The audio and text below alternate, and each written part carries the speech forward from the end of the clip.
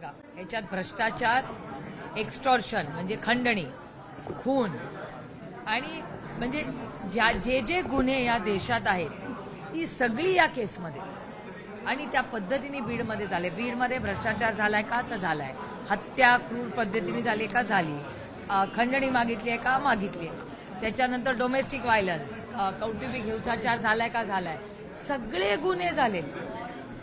कुठला गुन्हा राहिलाय तर तुम्हीच मला सांगा. त्याच्यामुळे आमची विनंती आणि माझ्या देवेंद्रजींकडून खूप अपेक्षा.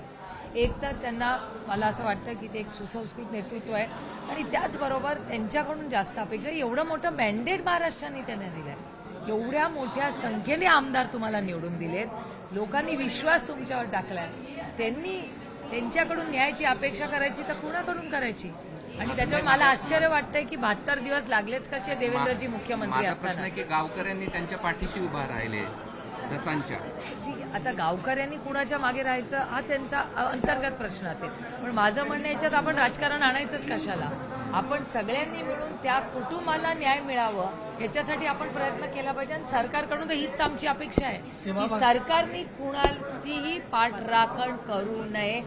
जो कोणी खुनी असेल, ज्यांनी भ्रष्टाचार केला असेल, ज्यांनी खंडणी मागितली असेल, ह्या देशामध्ये खंडणी मागणं हा गुन्हा आहे, त्याला PMLA ED लागते.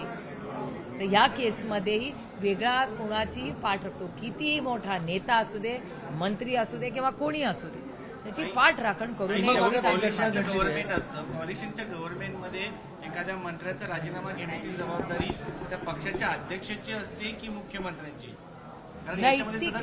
नैतिकतेची असते. मी तुम्हाला माझं सांगते, माझ्या कुठल्याही कृतीमुळे तर माझ्या पक्षाची, माझ्या सरकारची, माझ्या राज्याची आणि माझ्या देशाची ही कुठलीही जर बदनामी होत असेल तर मी नैतिकतेवर राजीनामा दिला असता. आणि अनेक महाराष्ट्रातल्या नेत्यांनी नैतिकतेवर राजीनामे दिलेले आहे.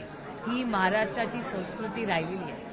सीमा भागात एक घटना घडली. महाराष्ट्राच्या एसटी महामंडळाच्या चालकाला काळं फलक असलेला आहे कन्नड रक्षण वेदिकेनं सध्या दोन्ही राज्यातली आंतरराज्य वाहतूक जी आहे ती पूर्णपणे बंद आहे.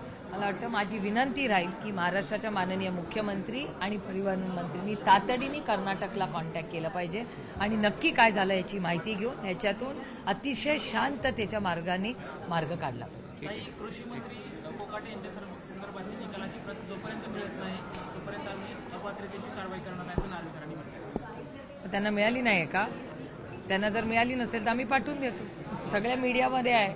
ताई, खरं तर महाराष्ट्रामध्ये गणेशोत्सव मोठ्या प्रमाणात साजरा केला जातो, मात्र आता पूर्णतः बंदी घालण्यात आलेली आहे. POP ज्या मूर्ती आहेत त्या नाही, गणेश त्याला नाही, मूर्तीच्या उत्सवाला नाही घातलेली, त्या पर्यावरणासाठी एक सूचना आलेली आहे.